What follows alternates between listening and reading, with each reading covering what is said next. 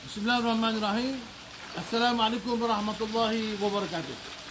Sahabat-sahabat yang saya mulakan, berenang, berkuda, memanah adalah antara sunnah Nabi. Jadi seeloknya tuan-tuan boleh berkuda, pernah naik kuda, pandai memanah dan boleh berenang. Dan berenang ni paling mudah. Berenang ni boleh di pantai, di kolam, di sungai. Elok kita amalkan supaya kita dapat pahala sunnah. Nabi sebut, man ahya bi sunnati inda fasadi ummati falahu ajru mi'at syahid. Nabi sebut, sesiapa yang menghidupkan sunnahku, di saat-saat orang tak suka sunnahku, kita hidupkan sunnah Nabi, maka mendapat pahala syahid. Jadi umat Islam mesti pandai berenang, mesti pandai berkuda.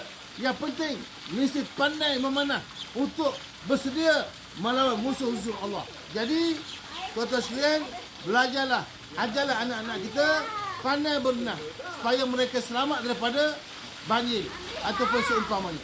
Jumpa lagi, follow saya di TikTok Ustaz Abu Hassan. Assalamualaikum. Baik, jom berenang.